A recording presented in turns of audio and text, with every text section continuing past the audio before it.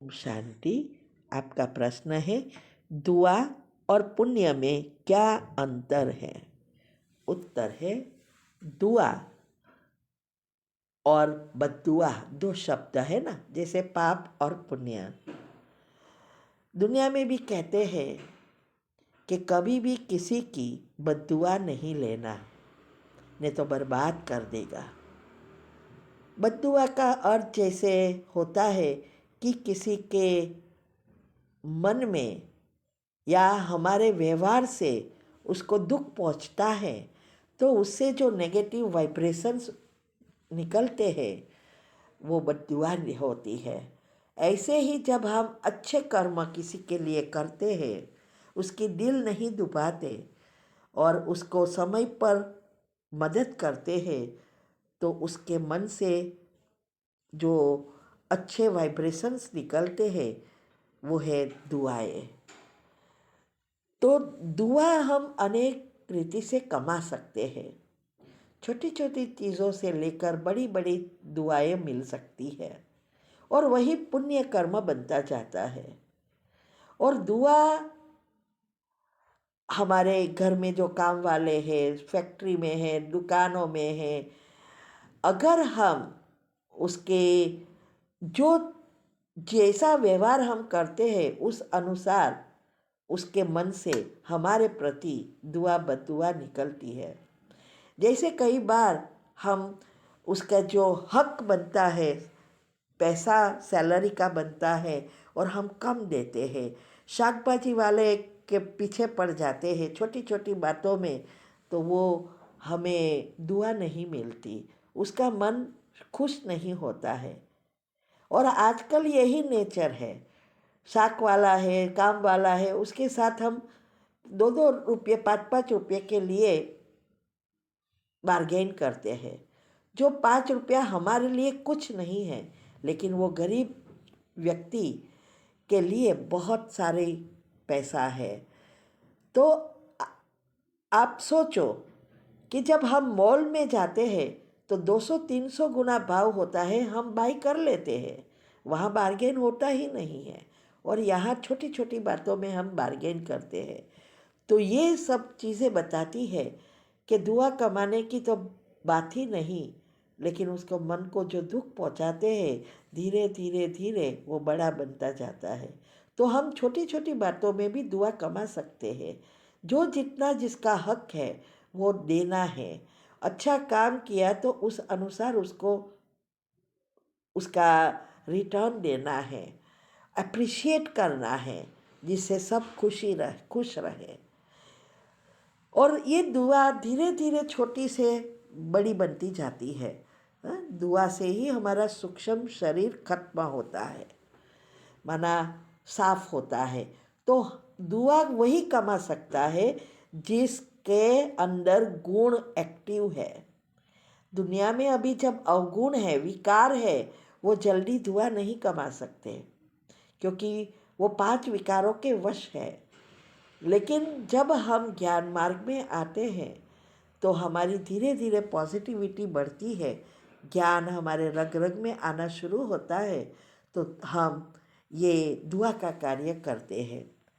तो इसमें इस जरूरी है कि हमारे अच्छे गुण होंगे तभी हम किसी के लिए अच्छा सोच सकेंगे, अच्छा कर सकेंगे, प्रार्थना कर सकेंगे, शुभ भावना शुभकामना रख सकेंगे। दूसरा, ये जो पुण्य कर्म है, तो पुण्य कर्म का अर्थ केवल ये नहीं कि कर्म आपने अच्छा किया वही आपका पुण्य बना, नहीं। कभी कभी ऐसा भी होता है कि हम ऊपर से अच्छा करते हैं लेकिन अंदर हमारा मन नहीं था, कोई कारण सर या कोई समाज के कारण हम कभी कभी अच्छा कर्म कर लेते हैं, लेकिन अंदर भावना नहीं होती है, तो वो भी पुण्य कर्म नहीं बनता। कर्म से, दिखावा से कर्म नहीं, लेकिन अंदर की भावना से बनता है। जैसे एक सेठ था, वो बहुत पैसा था, लेकिन कभी एक पैसा भी दान पुण्य नहीं करता था। अभी एक बार गांव में एक मंदिर बनता था, तो उसने 5 लाख रुपया दान किया और उसकी तस्वीर लगाई गई। तो उसका एक फ्रेंड था, उसको रहा नहीं गया, तो उसने उसको पूछा कि एक बात पूछूं मैं, बुरा मत मानना। तो उसने, सेठ जी ने कहा, हाँ हाँ पूछो। तो वो भाई ने पूछा कि आप कभी भी एक पैसा भी दान नहीं करते हैं, आज क्या हुआ, कहाँ सूरज निकला जो 5 लाख रुपये का आपने दान दिया। तो भाई ने, सेठ जी ने कहा कि क्या करे, मेरी बेटी जो शादी हुई है, उसके ससुर वो इस मंदिर का ट्रस्टी है, और उसने आके बोला कि तुझे 5 लाख देना पड़ेगा, अगर नहीं देऊँ तो मेरी बेटी के घर में उसका रिस्पेक्ट नहीं रहेगा और मेरी भी इज्जत नहीं रहेगी, इसीलिए मुझे देना पड़ा।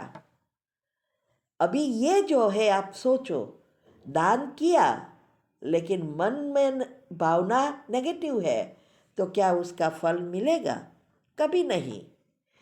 इसीलिए जो कर्म हम करते हैं या भावना रखते हैं, वो जिससे हमें लाभ होता है, वो पुण्य नहीं है। जहाँ निस्वार्थ है, जिस कर्म से दूसरों का भला भी होता है, हमारा तो भला होता है लेकिन दूसरों का भला, सदा दूसरों की भलाई देखता है, वही पुण्य कर्म है। पुण्य कर्म को करने का उद्देश्य मरने के बाद स्वर्ग प्राप्त करना नहीं है कि चलो अच्छे कर्म किया तो नेक्स्ट मर गए फिर स्वर्ग में जाएंगे, नहीं, परंतु जीते जी जीवन को स्वर्ग बनाना है। जब हम जीवन को स्वर्ग बनाते हैं तो ऑटोमेटिक दूसरे जन्म भी सुधर जाते हैं। और जीवन को स्वर्ग बनाने के लिए पहले अपने संस्कारों को परिवर्तन करना पड़ता है, गुणों को एक्टिव करना पड़ता है, तभी हम पुण्य कर्म कर सकेंगे। स्वर्ग प्राप्त करने के लिए पुण्य कर्म करना बुरा नहीं है। जो अभी अभी हम ज्ञान मार्ग में जो भी कर रहे हैं, उसका फल, हाँ, उसकी झलक यहाँ होगी लेकिन फल तो स्वर्ग में ही मिलेगा, तो ये बुरा नहीं है। मगर ये जो परमात्मा के कार्य के लिए हम जो भी करते हैं, वो सबसे ज़्यादा पुण्य कर्म है, सबसे श्रेष्ठ कर्म है। अर्थात जब भगवान इस सृष्टि पर अवतरित होते हैं और उसका जो अभी कार्य है सृष्टि परिवर्तन का, और वो सृष्टि परिवर्तन के कार्य में हम मददगार बनते हैं, पूरा पूरा मददगार। जो भी हमारे पास है, तन मन धन संबंध संपर्क समय संकल्प श्वासोश्वास, उसके कार्य में लगाना, हमारे 5 इंद्रियों को वश करके संस्कार परिवर्तन करना, ये परमार्थ के लिए कर्म करना है और इसका पुण्य पदम गुना बनता है और वही आत्माएं स्वर्ग में जा सकती है। इसीलिए निस्वार्थ कर्म जो भी है, माना निस्वार्थ भाव से किया गया प्रत्येक कर्म पुण्य कर्म है। और कंप्लीटली निस्वार्थ तो तब बनेगा जब हम हमारे नीचे के 3 चक्र, मूलाधार चक्र, स्वाधिष्ठान चक्र और मणिपुर चक्र, वो तीनों चक्र खोलकर, माना हम योग अग्नि से और पॉजिटिव विचारों से पुरुषार्थ कर हम उसको पाप कर्म से मुक्त होते जाते हैं। और जब अनाहत चक्र तक पहुंच जाते हैं, अनाहत चक्र प्रेम के गुण से जुड़ा है, तो हमारा प्रेम जब निस्वार्थ हो जाता है तो फिर उसका जीवन दुनिया के लिए बन जाता है। वैराग्य करना नहीं पड़ता, वैराग्य ऑटोमेटिक हो जाता है। ये एक बड़ी अवस्था है। तो इसीलिए कहते हैं कि ये जो निस्वार्थ भाव से किया हुआ कर्म का फल पदम गुना मिलता है। इसमें जो कर्म भगवान को प्रिय होते हैं वही हम करते हैं, उसको जो अच्छा लगता है वही हम करते हैं। वो सब कर्म पुण्य कर्म की श्रेणी में गिने जाते हैं। हमारे किसी आचरण से, व्यवहार से या किसी अन्य प्रकार से कोई भी आत्मा दुखी ना हो, हमारा जीवन दूसरों के जीवन में समाधान रूप बने, समस्या रूप नहीं। यही चिंतन पुण्य है और परमार्थ का मार्ग है, पुण्य कमाने का रास्ता है। कहते भी है कि परमार्थ अर्थ पुण्य कर्म करने से सबसे ज़्यादा पुण्य मिलता है, क्योंकि जब हम डायरेक्ट भगवान के कार्य में लगाते हैं तो उसका पदम गुना बन जाता है। और कहते भी है कि दान करना जरूरी है, लेकिन आज की दुनिया में दान करने से पहले 1000 बार सोचना है कि ये दान किए हुए पैसे का गलत उपयोग तो नहीं हो रहा है। अगर कोई भी व्यक्ति उसका गलत उपयोग करता है, जैसे नशे में, दारू में पैसा गंवाना, लड़कियों के पीछे, बीड़ी सिगारेट, कोई भी चीज़ें, बुरी आदतों के पीछे वो पैसा उपयोग करता है, तो हम उस पाप के भागीदारी बन जाते हैं। इसीलिए इस कलयुग में इतना पुण्य करते हुए भी पुण्य का फल नहीं मिल रहा है और पाप कर्म ही बढ़ते जा रहे हैं। तो हमें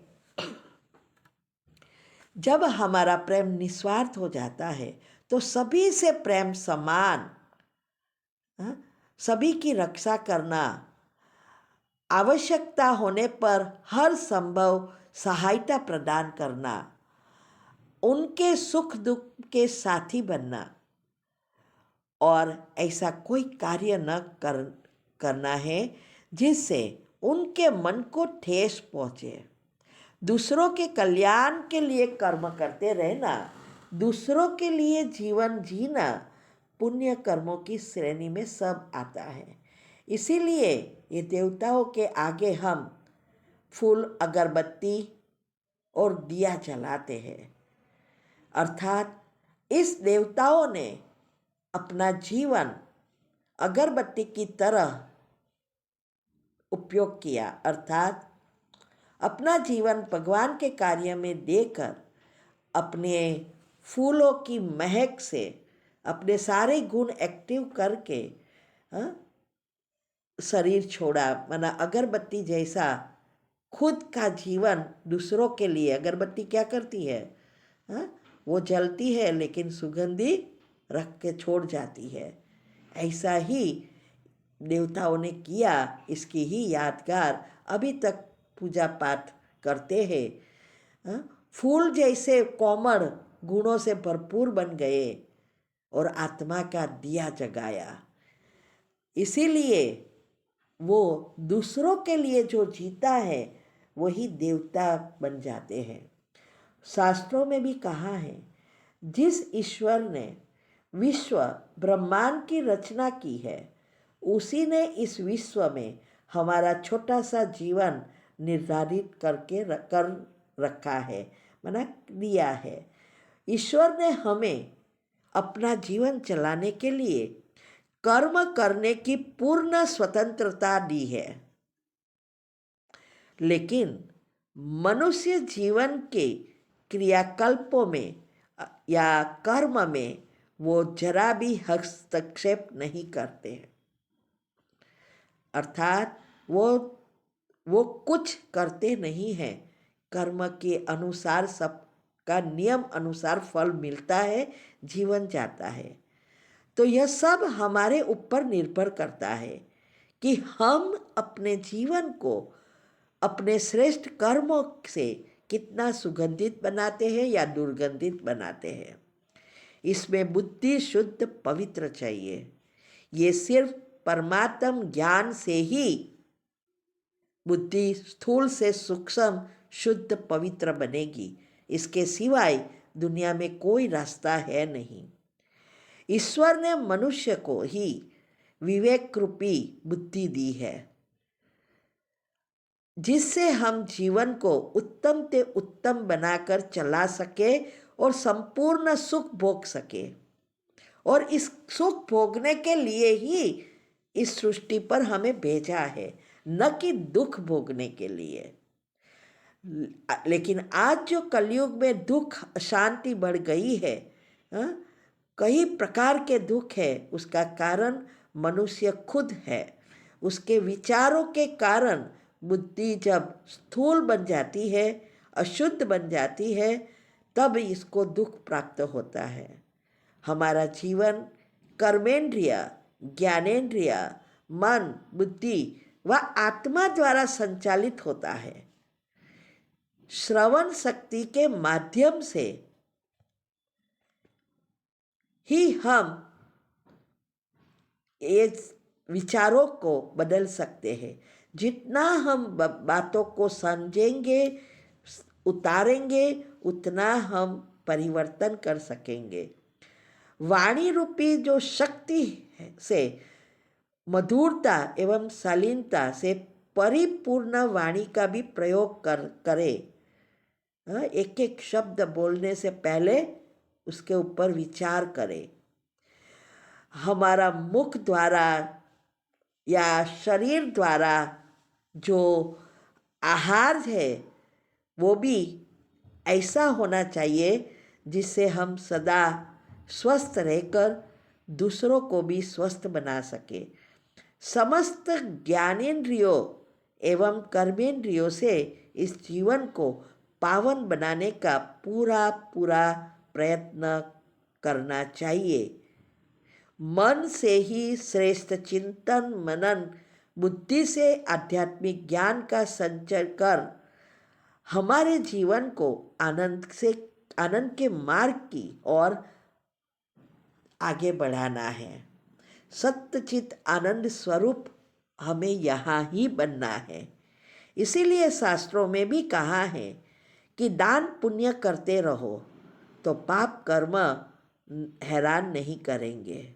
और कलयुग के अंत में अभी हमारे पाप कर्म इतने बढ़ गए हैं जो ये दुनिया विनाश के मुख में पहुंच गई है।